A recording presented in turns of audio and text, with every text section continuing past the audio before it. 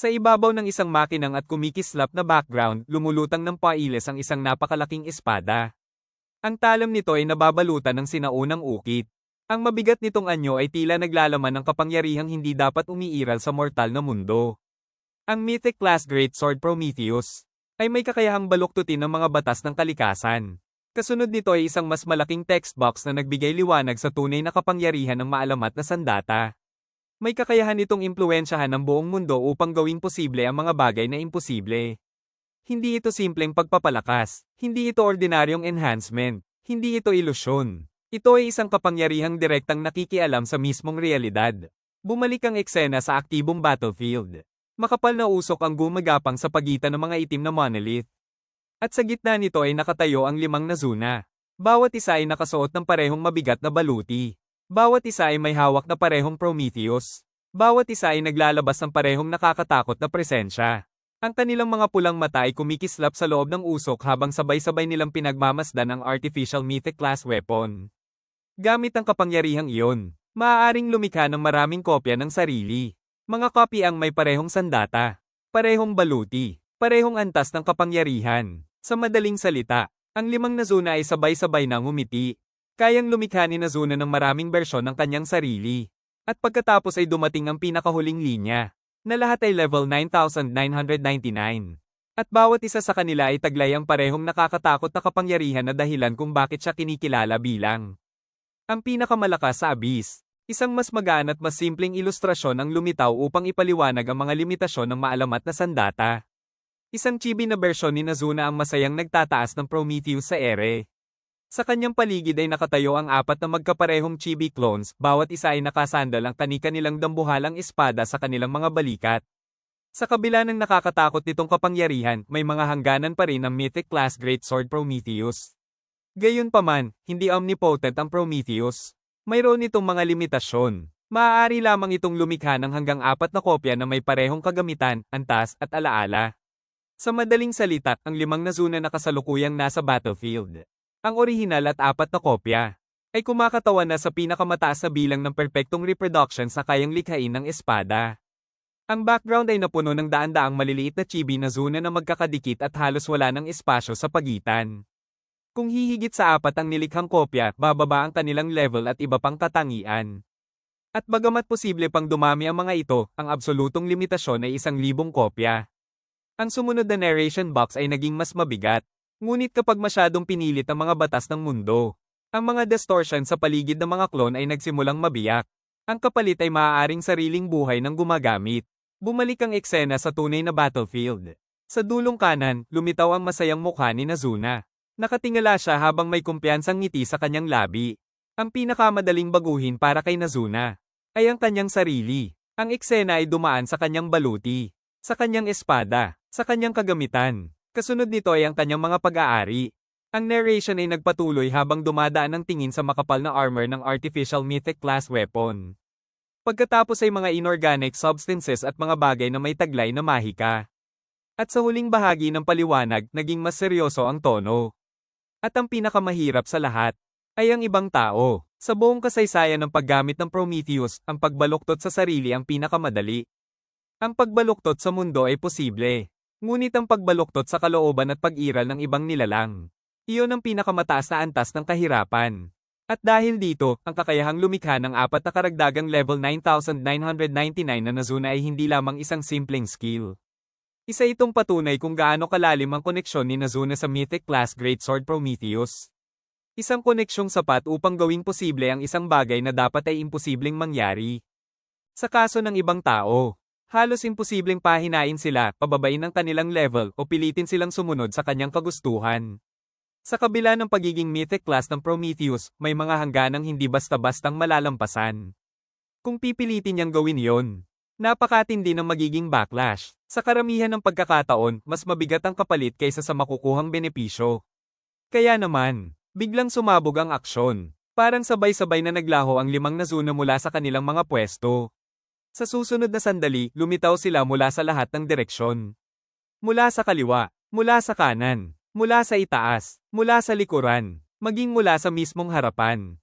Ang artificial weapon ay napilitang paikutin ang katawan nito upang subukang bantayan ang bawat anggulo. Ngunit hindi sapat ang isa nitong pares ng mata. Sa ibabaw ng eksena, lumitaw ang huling paliwanag tungkol sa tunay na gamit ng Prometheus. Sa makatuwid, ang pagdami ng sarili niyang katawan. Ang pinakamabisang paraan upang gamitin ang kapangyarihan ng sandatang ito.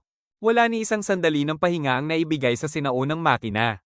Mula sa lahat ng direksyon, sabay-sabay na sumalakay ang 5 na Zuna. Sa kanang bahagi ng eksena, isang klon ang bumulusok mula sa himpapawid. Mahigpit niyang hawak ang Prometheus habang mabilis na bumababa ang kanyang katawan na parang isang bumabagsak na bulalakaw. Marahas na tumama ang dambuhalang espada sa itaas na bahagi ng baluti ng makina. Isang nakakabinging alon ng puwersa ang sumabog mula sa punto ng impact. At ang buong katawan ng artificial mythic class weapon ay bahagyang nayugyog sa bigat ng tama. Ngunit bago pa ito makabawi, sumunod agad ang ikalawang pag-atake. Isa pang Nazuna ang sumugod sa napakabilis na bilis. Nagmistulang puting guhit lamang ang kanyang anyo habang tumatawid sa battlefield. Paglapit niya sa target, pinaikot niya ang Prometheus sa isang malawak na arko. Direktang tumama ang gilid ng espada sa ibabang bahagi ng depensa ng makina. Kasabay nito, isang ikatlong Nazuna ang bumagsak mula sa itaas. Wala siyang ibinigay na pagkakataong makapagdepensa ang kalaban. Itinaas niya ang espada sa ibabaw ng kanyang ulo. Pagkatapos ay buong lakas niya itong ibinagsak. Parang isang higanteng martilyo ang tumama sa mundo. Sunod-sunod. Walang tigil. Walang puwang upang makaiwas. Ang 5 level 9,999 na mandirigma ay parang isang rumaragasang bagyo ng bakal at puwersa. Ang mukha ni Nazuna ay napuno ng dalisay na kasabikan. Sa unang pagkakataon matapos ang napakahabang panahon, nakahanap siya ng kalabang kayang manatili sa harap niya. At dahil doon, tuluyan na siyang nalunod sa saya ng labanan. At kasabay ng pagbuhos ng isa na namang napakabigat na atake, isang napakalaking sigaw ang umalingaw-ngaw sa buong cavern. Breakdown. Sumabog pa itaas ang isa sa mga Nazuna clone mula sa wasak na lupa. Parang bala siyang lumipad sa tabi ng dambuhalang katawan ng artificial mythic class weapon. Sa itaas ng battlefield, isa pang Nazuna ang nakalutang sa ere. Mahigpit niyang hawak ang Prometheus habang itinataas ang napakalaking espada sa ibabaw ng kanyang ulo, naghahanda para sa isang mapaminsalang pababang atake. Kasabay nito, ang iba pang mga klon ay pumwesto mula sa iba't ibang direksyon, tuluyang pinaliligiran ang sinaunang makina. Sa gitna ng kaguluhan, isang nagkakaisang sigaw ang umalingaw-ngaw sa buong cavern. Here! Humigpit ang hawak nila sa kanilang mga espada habang sabay-sabay nilang inilulunsad ang susunod na yugto ng kanilang walang tigil na pag-atake. Sa wakas, nagbunga ang walang tigil na pag-atake ng mga Nazuna. Sa isang sabayang hampas, tuluyang naputol ang isa sa malalaking segmented limbs ng sinaunang mekanikal na sandata. Bumagsak ang napakalaking bahagi ng katawan nito sa sahig ng cavern. Nagkalat ang mga tipak ng bato at metal habang umalingaw-ngaw ang impact sa buong lugar. Mabilis na naghiwa-hiwalay ang mga clone, pinapalibutan ang bahagyang nayanig na kalaban habang nakahanda pa rin ang kanilang mga espada. Sa isang gilid, masayang itinaas ng isang Nazuna clone ang mga kamay niya. Yay! Matibay pala ito, pero naputol ko rin. Agad namang naging kompetisyon ang tagumpay. Hindi kita papalamangin, sigaw ng isang clone. Ako rin, mabilis na dagdag ng isa pa. Ngumiti ng malaki ang orihinal na Nazuna. Kumikislap ang kanyang mga mata sa pananabik habang mahigpit niyang hinahawakan ang Prometheus. Tingnan natin kung sino ang unang makakatumba sa snake thingy na yan. Isa sa mga Nazuna clone ang unang sumugod. Sa isang malawak na paalang na paghampas ng Prometheus, hinati ng kanyang espada ang hangin habang lumilingon siya sa iba na may mapang asong ngiti. You snooze, you lose. Agad namang nagkagulo ang iba pang clone. No fair. I won't let you win. Kasunod nito, 5 magkakatulad na anino ang Ramagasa sa battlefield. Mabilis silang tumakbo sa pagitan ng mga wasak na bato at monolith, sabay-sabay na isinasara ang distansya sa kanilang target. Nagliwanag ang mga mata ng dalawang clone habang nakatutok sa natitirang baluti ng kalaban. I won't let you get away. I'll cut you up next. Tuluyan ang napaligiran ng sinaunang mekanikal na sandata. Mula sa harapan, mula sa likuran, mula sa magkabilang gilid, at mula sa itaas, 5 Nazuna, 5 Prometheus. At wala nang malinaw na ruta ng pagtakas ang kanilang target habang papalapit ang sabay-sabay na pag-atake. Napalibutan at napinsala na, biglang naglabas ng desperadong depensa ang sinaunang mekanikal na sandata.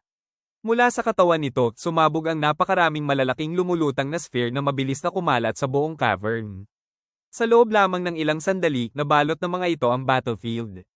Nagulat ang mga Nazuna clone nang salubungin sila ng hindi inaasahang harang. Oh, shoot, sigaw ng isang clone ng may sphere na biglang lumutang sa mismong harapan niya. Reklamo naman ng isa pa habang napipilitang bumagal dahil sa dami ng humaharang. Naging magulong habulan ang buong laban. Punong-puno ng mga sphere ang paligid kaya napilitan ang 5 na zona na hampasin, itulak, at hiwain ang mga ito para makausad. Sunod-sunod na tumama ang kanilang mga espada habang pilit silang gumagawa ng daan. May ilang clone pang nakabangga sa mga sphere nang hindi sinasadya. Sa gitna ng kaguluhan, napapikit si Nazuna sa inis habang buong lakas niyang hinahawi ang mga humaharang gamit ang Prometheus. Unti-unting hamupa ang usok sa battlefield. Lumitaw ang 5 Nazuna na nakatayo pa rin, ngunit kapansin-pansing may mga bagong pinsala sa kanilang katawan at kagamitan. Yung kaliwang braso ko, daing ng isang clone habang hawak ang kanyang balikat. Nagpabeya ako, yung damit ko, reklamo naman ng isa pa habang tinitingnan ang napunit na bahagi ng kanyang armor at kasuotan. Sa tabi nila, hindi pa rin makapaniwala ang iba.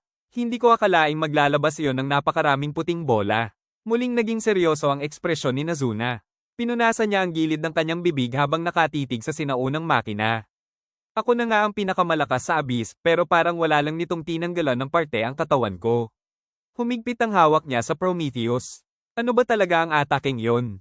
Tumingin naman ang isa niyang clone sa direksyon ng kanilang mga kasama. Kailangan nating ilayo ang ataking iyon kay Malord at sa iba. Sa gilid ng battlefield, nagsimulang mataranta ang mga Dwarven researcher. Mr. Light. Parang natatalo na ang binibini, sigaw ng leader nilang dwarf habang nanginginig. Ngunit nanatiling kalmado si Lord Light. Tahimik lamang siyang nakatingin sa labanan. Nagsara ang focus sa kanyang mga mata. Bahagya silang kumitid habang sinusuri niya ang nangyari. Ang ataking iyon ay dumaan mismo sa depensa ni Nazuna. Anong klaseng kapangyarihan ang taglay ng bagay na iyon? Muling umalingaw-ngaw ang mabigat na presensya ng sinaunang mekanikal na sandata. Itinaas nito ang natitira nitong segmented arm habang umiikot ang usok at alikabok sa paligid ng dambuhala nitong katawan. Pagkatapos ay naglabas ito ng matinis at tila matagumpay na sigaw. Sa harapan nito, nakahanay ang 5 Nazuna. Tahimik, matatag, at hindi man lang umaatres kahit isang hakbang. Sa gilid ng battlefield, patuloy na nag-aalala ang mga dwarf. Ngunit kalmado lamang na nagsalita si Lord Light. Huwag kang mag-alala, King Dogan. Kasabay nito, bumaling ang tingin sa mekanikal na halimaw. Ang snake-like weapon na iyon. Maaaring iniisip na nananalo na ito. Pumikit si Lord Light habang bahagyang ngumiti. Isang maliit ngunit kumpiyansang ngiti. Pero napaka-inosente nito. Muling bumalik ang focus kay Nazuna. Sa kabila ng mga sugat at pinsalang natamo niya, nananatili siyang nakatayo ng tuwid. Hindi nanginginig. Hindi natitinag. Hindi man lang mukhang nahihirapan. Tahimik na umaapaw ang nakakatakot niyang presensya sa buong cavern. At saka dumating ang huling obserbasyon ni Lord Light.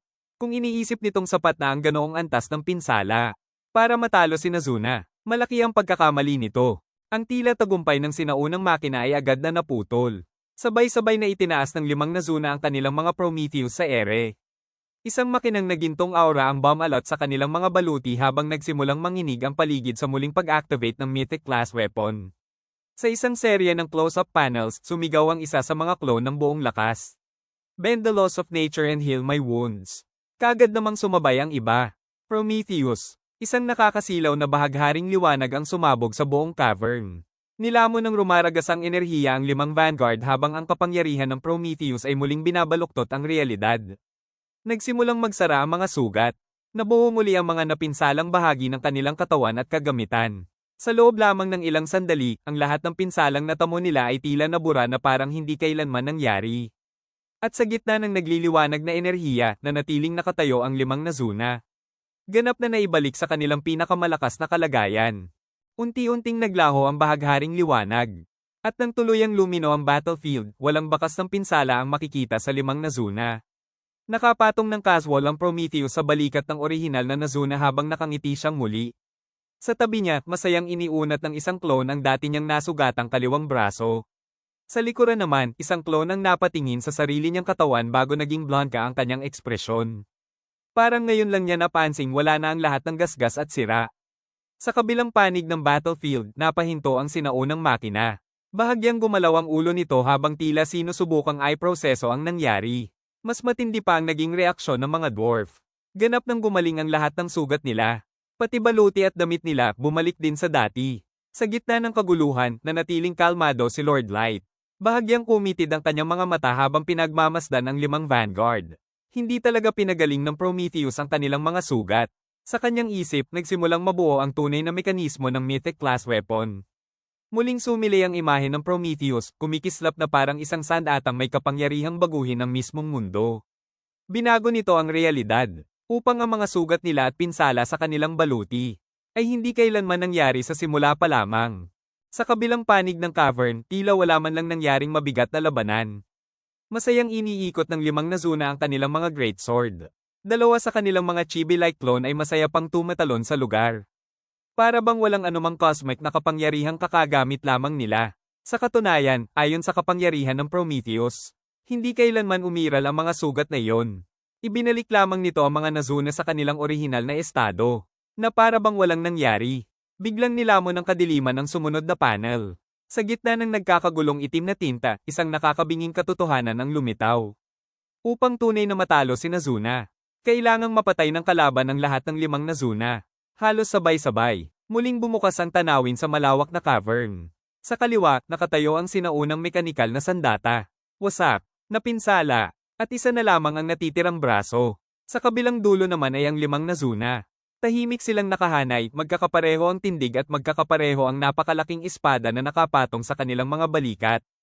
At doon naging malinaw ang nakakatakot na katotohanan ng Prometheus.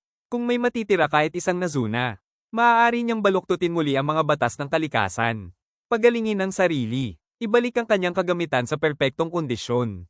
At hatiin muli ang sarili, hanggang sa maging 5 Nazuna muli. Sumabog ang battlefield sa panibagong bugso ng lakas. Kasabay ng naglalagablab na pink at gintong speed lines, sabay-sabay na sumugod ang 5 Nazuna. Walang pag-aatubili, walang takot, at walang balak na bigyan ng pagkakataon ang kanilang kalaban na makahinga. Sa ibabaw ng eksena, tahimik na bumagsak ang isang malinaw na katotohanan. Magkasama, si Nazuna at ang Great Sword Prometheus, ang tunay na pinakamalakas sa abyss. Sa gitna ng kanilang porma sayon, isa sa mga clone ang itinaas ang ulo at nagpakawala ng isang masigabong sigaw. Lalong bumilis ang kanilang pagsalakay. Sa unahan ng grupo, nanguna ang orihinal na Nazuna. Mahigpit niyang hawak ang Prometheus habang umaapoy ang kanyang mapupulang mata sa matinding excitement. Isang napakalawak ng ngiti ang nakaguhit sa kanyang mukha. Pagkatapos ay itinuro niya ang espada sa napinsalang sinaunang makina at buong lakas na sumigaw. Ibabalik namin ng 5 beses. Kaya humanda ka, Snake Thingy. At sa susunod na sandali, 5 magkakatulad na pigira ang sabay-sabay na sumabog pasulong, handang lunurin ang sinaunang sandata sa isang walang awa na bagyo ng Mythic class na pag-atake.